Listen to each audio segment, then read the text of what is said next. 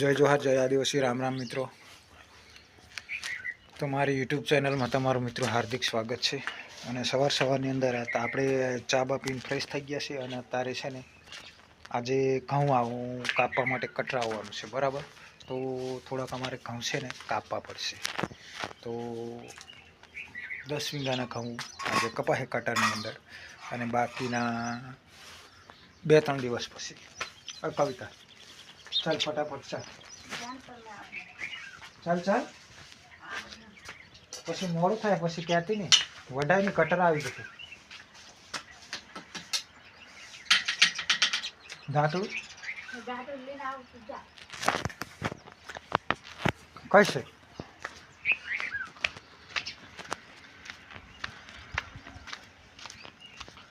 જો તો આપણે લઈ લીધા છે દાંતડા સરસ મજાના બે. આ છે નાના શેકનો અને આ છે આપણો. તો ગાઈસ આવો આડો પડ્યો હોય ને, આ પડી ગયો હોય ને, એ કાપવાનો આવે, કટરમાં નહીં આવે. અને અમારે છે ને પડ્યો નહીં, પણ એવું છે કે થાંભલો છે મોટો. આ લાઈન રહી ને મોટી લાઈન. હવે અને આમાં કંઈ થાય નહીં. જોયું હા, એ કટર નહીં જાય અંદર, એટલે એને આપણે કાપવું પડે. તો આપણે 100 ચરિયા કાપવાના છે. કેટલા? 100, 1, 2, 3, 4, 5, 5 જેવા કાપવાના છે. 5 જેવા કાપવાના છે આપણે. તો જો આ બધો કમ્પ્લીટ ફૂકી ગયો છે, પણ તોય હજુ થોડોક વેમ છે. સાંટ તો થોડીક આવવાની છે લીલી, કોકરિયા ને ઘઉં થોડા લીલા હોય ને એટલે સાંટ આવે. પણ પાછું એવું છે મિત્રો, વાવેતર મોડું થાય.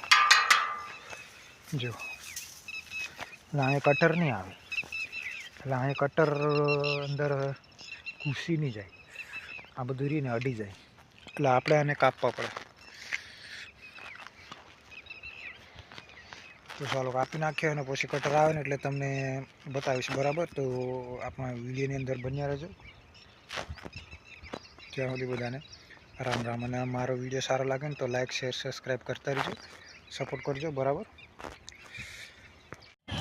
તો ગાઈસ જો આપણે ત્યાં કટર આવી જશે, જો બહુ ખતરનાક અને બરાબર તડકાની અંદર છે, બરાબર. તો કટર હાલી રહ્યું છે ગમની અંદર. જો એક રાઉન્ડ માર્યો, બીજો રાઉન્ડ માર્યો.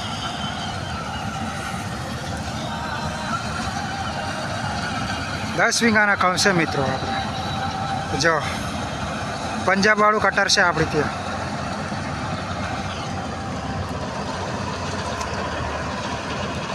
અને ભાઈનું કામ પણ જોરદાર છે મિત્રો, ઘઉં કમ્પ્લીટ લઈ લે છે.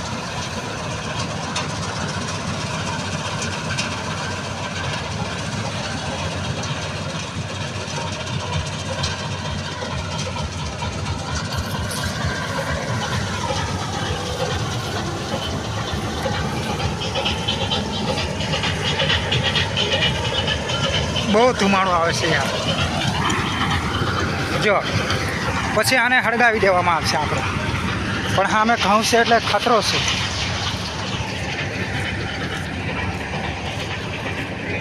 જો અને એક ટાંકી ખાલી કરી, અને લગભગ હવે ખાલી કરવાની થાય પાછી.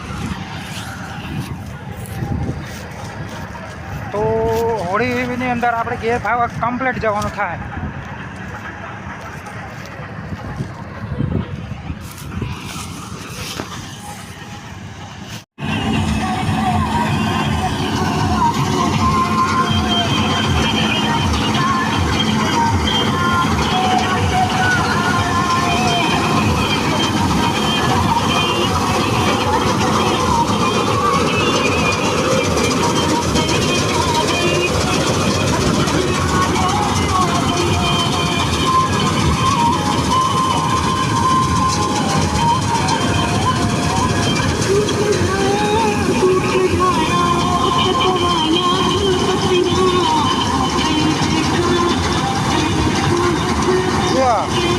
ભઠ્ઠી કરી નાખે ને.